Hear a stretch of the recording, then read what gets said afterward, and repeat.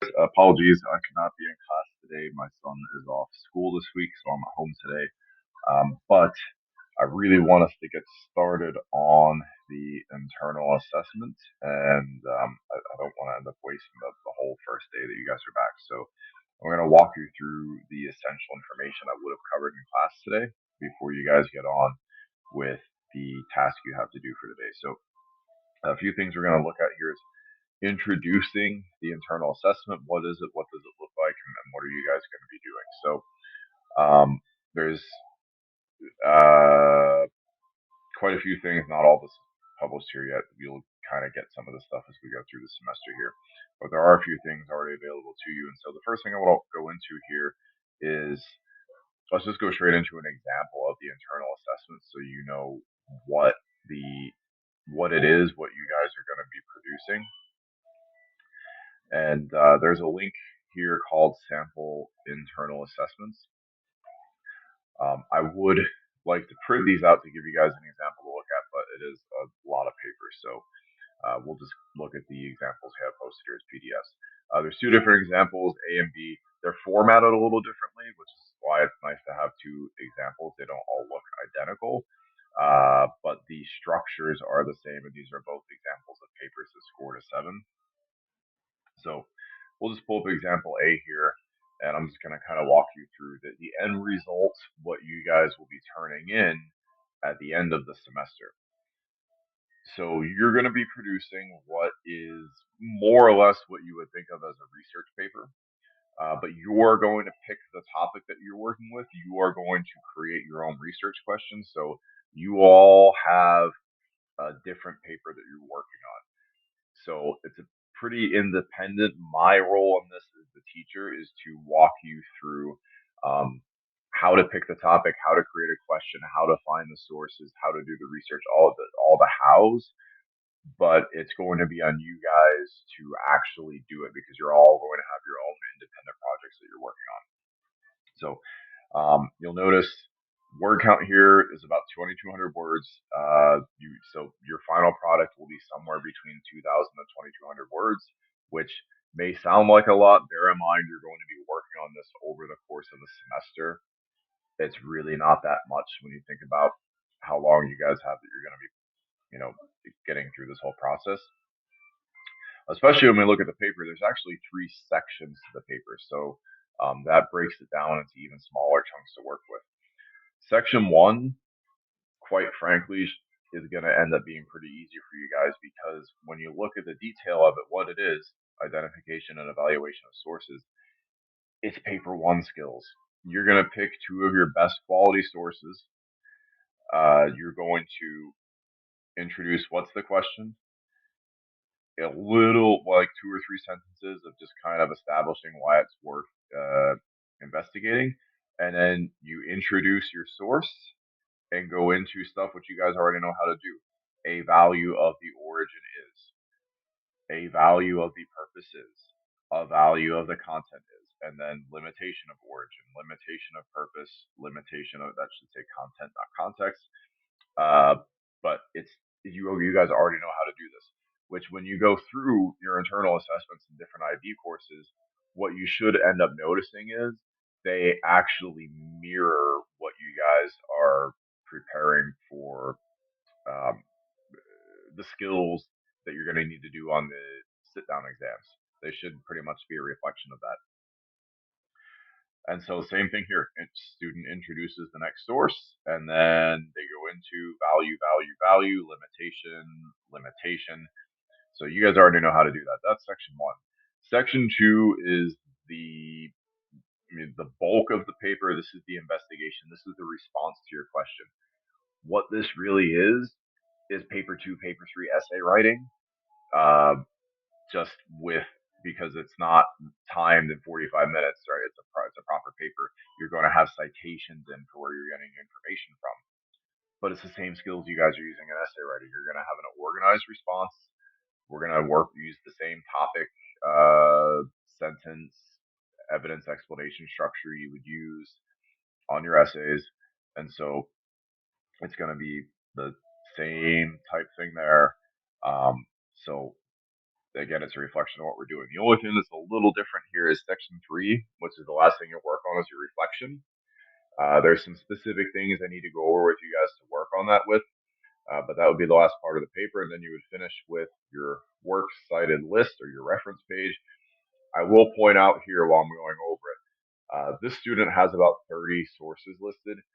You don't need 30, but I am going to require it to be at least 10 sources. And the reason for this is if you have 2 or 3 sources, it's not really a research paper because what happens there is you're just regurgitating what a source says. You want to have a lot of sources because what you're then doing is looking at a bunch of different pieces of information, putting it together in your head, and then what you're writing out is your interpretation of everything based on a number of different sources that you've read. If you only have 2 or 3 sources, you're more or less just giving back what those sources have said. You're not comparing, contrasting, getting all these other different pieces of information added in there. So we will need a minimum of 10 sources. We will be walking through databases to go through, how to find sources, types of sources. They do not all need to be books. They don't need to be super long. So I'm going to approach the internal assessment uh, under the assumption that you have never written a research paper before. Maybe some of you have, but we're gonna kind of baby step through everything with the assumption that um, you haven't seen these things before. So that is what your final product is going to look like. How we are going to get there, there is a calendar here. We're going to go through a number of steps. And so it's going to essentially look something like this. By next week, I'm going to ask you guys to have picked your overall topic that you're going to be working with. The week after that, um, you're going to have a list of at least 10 approved sources for that topic. And then if within a few days after that, after having picked your topic, having picked sources, having had some time to go through them and see what they have, I'm going to ask you guys to submit a research question for approval. Your research question may be altered or fluctuate over time, but we do need to get a question in place pretty early on so you can focus the research you're doing on finding, like, ensuring that what you're going through is answering a question, and not just giving a narrative about the topic that you're working with. In mid-February, you will submit an outline. I will give you a template and an example of what that looks like, which should make the process a bit easier. And then based on the outline and the feedback that I give, you guys will write a draft of section 2, which is the long part of the paper, and that'll be due before spring break. Um, And then after spring break, we will have section 1 draft, which is at the page that's your paper 1 skills. Your reflection draft, which is a page that won't be anything crazy difficult. And then in May, your final internal assessment will be due. And this should be your final one that would go to IB. We will not work on these at all next year. If you want to, on your own, work on them next year to improve it, you totally can. That's up to you. But uh, by the end of the semester, you should have something complete that I could turn into IB. On that note, I do want to point out that it is required by IB. Um, you cannot skip any component of a course or you're automatically disqualified from receiving credit from that course for IB. So, internal assessment, any project like that, it has to be done. And the same, also just the same with the sit down exams. We've had experience in the past where a student didn't show up to take one of the exams, and didn't matter how good that student did on everything else, is an automatic disqualification for the course. So the internal assessment is required. It will be heavily weighted in terms of your grade for this semester because it is super important for this course. And I also do want to point out, not only is it required, it's the one thing you guys have control over when it comes to your grade because the other components of your grade, if you think about it, um, IB history, what am I thinking of? not the guide. The let's just pull up the guide.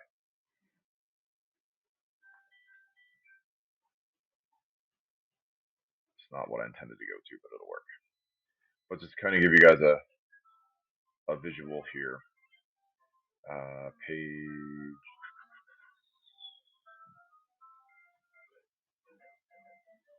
There we go. Subject outline. HL options. Sorry, this is not what I intended to pull up. The other thing I'm picking up, which I can't think of the name of it right now, gives you the. Oh, here we go.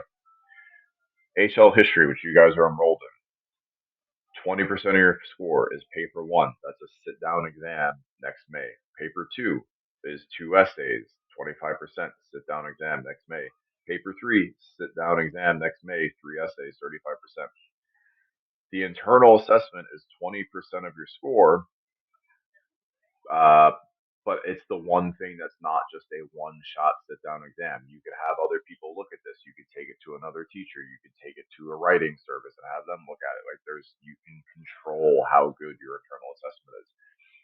And even though it's only worth 20%, when you need 40% to pass, a high score on this can get you really far in terms of getting a passing score for Ivy history, because you only need a 40 to get a 4.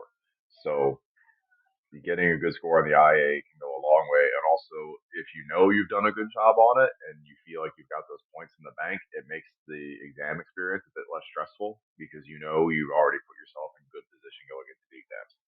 So please take advantage of the fact that you guys can control how good your internal assessment is. Get the most points on it that you can. Okay, so we've got the IA calendar. We've gone over what does the IA look like.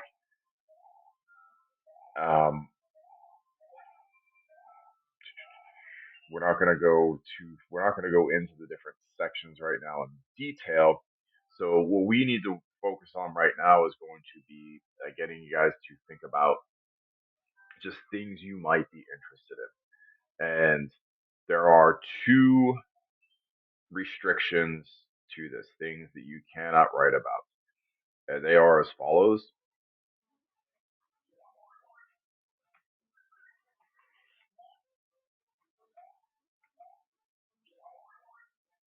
So we have two restrictions. Restriction number one is going to be cannot be anything within the last 10 years. So if it happened in the last 10 years, IB would consider this to be current events. It's not really history yet. So you couldn't write about COVID. You couldn't write about the 2016 presidential election, right? Things that have happened in that time frame.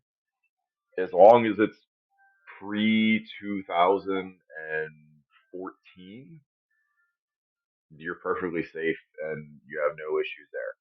The one other major restriction is it cannot be exactly the same as something we do in class. Now, it can be related to it.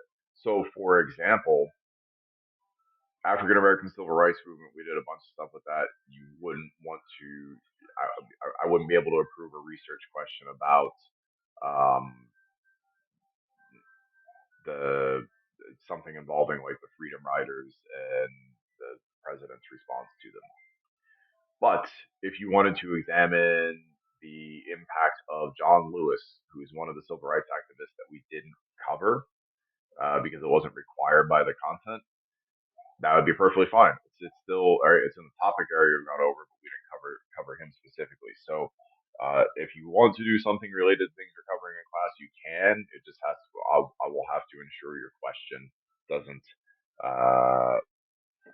overlap too much with things we're already covering. Recommendations for things you may want to focus on, just to make your life easier. Anything that is 1800s, 1900s, 2000s is most ideal because it's much easier usually to get the information you're looking for because it's much more ready and available. The further back in time you go, the harder it is to get those sources of information.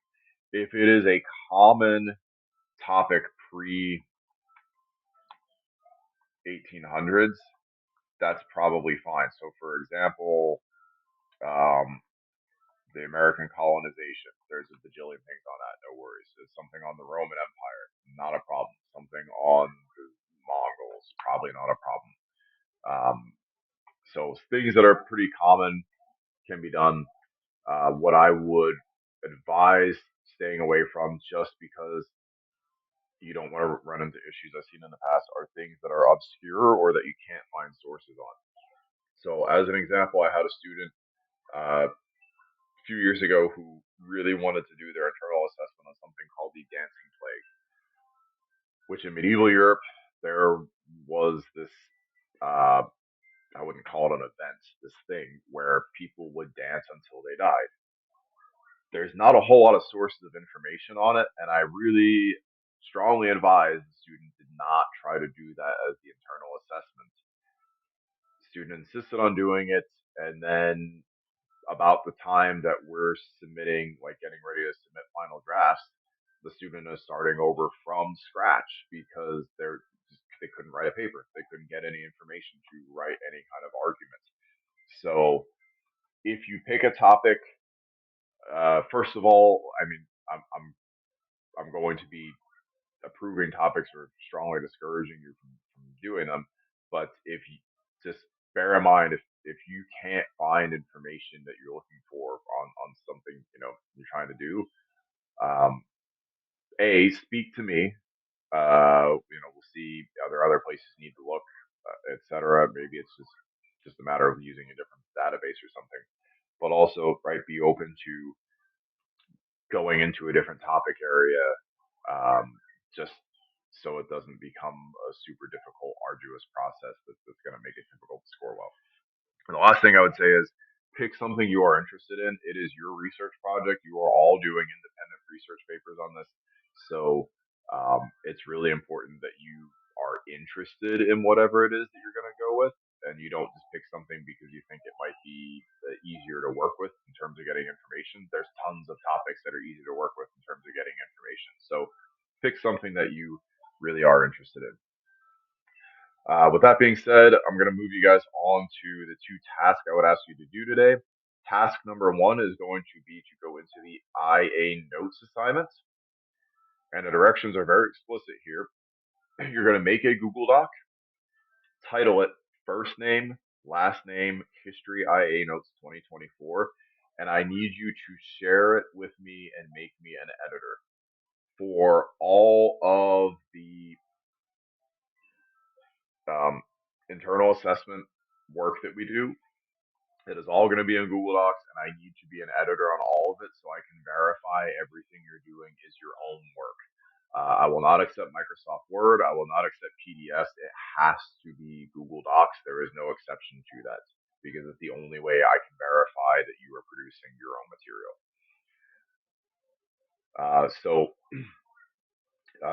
That'll be a super easy 100 to start out the semester. That should take you all 2 minutes. And when you share it with me, if you just start typing in Brennan, I should pop up right away. I'm the only Brennan in SAISD, so that should not be a problem finding me. You don't have to submit it on here. A few students did yesterday, but as long as you directly share it with me, it'll pop up in my email. I'll open it up. I'll give you credit. No problem. Once you have done that, on that same document, that's going to be for your notes. You are going to complete the IA 10 sources assignment, or not 10 sources, sorry, that's jumping ahead. We're doing 10, but not that. The IA brainstorming assignment.